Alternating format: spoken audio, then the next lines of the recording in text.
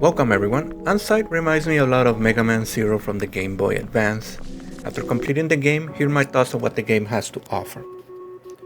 One day a meteor crashed and was releasing this dust called anima that gave all automatons or robots life. They can feel, think by themselves.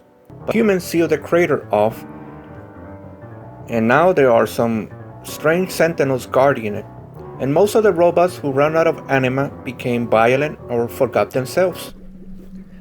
Alma is your main character that wakes up with mostly no memory. You later meet Iris, a fairy robot.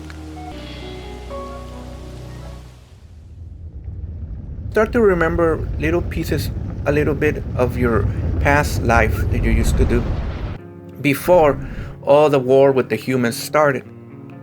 And you're looking for someone called Raquel. After that, you will meet Vanna that takes you back to the village where you learn you need to find 5 meteor shards to have a weapon powerful enough to release the anima back to the air and destroy the sentinels guarding it. The shards are guarded by 5 robots that the doctor who created Alma gave them to them because she trusted them the most, but since they run out of anima, they have become violent and have forgotten what was their purpose to do.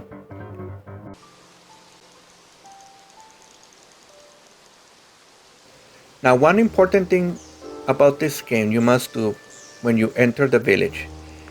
If you did not pick difficulty Explorer, this is what will happen. Every character you meet has a timer, even Alma, that eventually it will run out and they will disappear. You can give them anima dust you find in treasure chests. This will give them 24 hours more. The problem with that is there is not enough for everyone, not even half the NPCs you meet. The second is the timer really passes really fast. 24 hours is like 2 or 3 hours in real life.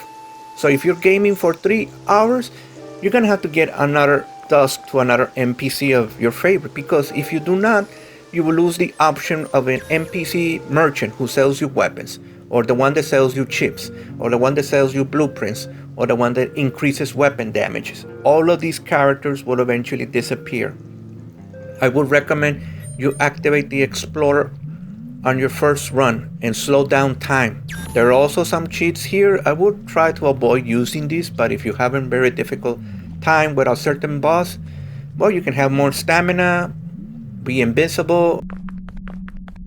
Alma has 2 melee weapons, swords and axes. Swords are more easy to use.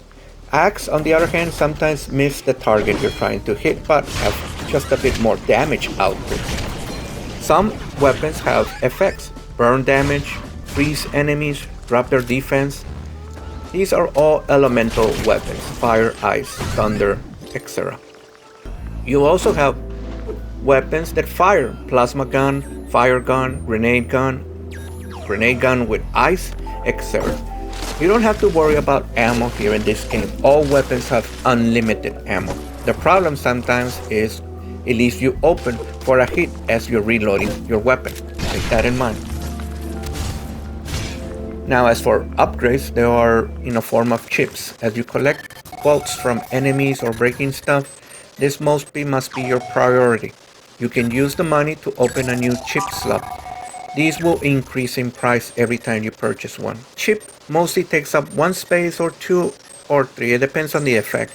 If you want to have more HP, equip HP chips. More damage with a specific weapon, swords or axe, equip a sword chip. If you have 2 chips at the same time equipped, it will increase the effect way more. Chips can mostly be purchased by Samuel, or you can actually find them as you're exploring. There are some rare chips that you cannot purchase, but you must find. There are also these gears that will give you temporary buffs. A shield will give you immunity to 3 hits you take. Increased damage for 20 hits you do. Have more stamina for 2 minutes. These you can buy them from an old lady that's always like farming something right there in the village, or craft them. You will need the materials to craft them and the blueprint also. There is also a lot of collectibles here in this game. There's also puzzles, side quests, and rare blueprints to craft rare weapons or gears, because not all the weapons or gears you can purchase them. You need to earn them, the blueprint, and then craft them. Enemies here and bosses have the same mechanic. If you want to deal more damage, you need to counter their attacks or projectiles. Doing one counter or two counters in a row or even three will leave them dizzy. The attack you deal while they're dizzy will be massive, but you gotta act fast or they will recover. The good thing about this game is falling down from any platform does not deal damage to your character. Take that in mind. Overall, this is a must play for any fan of Mega Man Zero, or who like hack and slash adventure games with various side quests, weapon buffs to increase your stats, and a good ending. And I hope to see this game maybe get a part 2 someday or DLC in the next months to come. This is David Link signing out. I will highly recommend this game. Try it out. You won't be disappointed.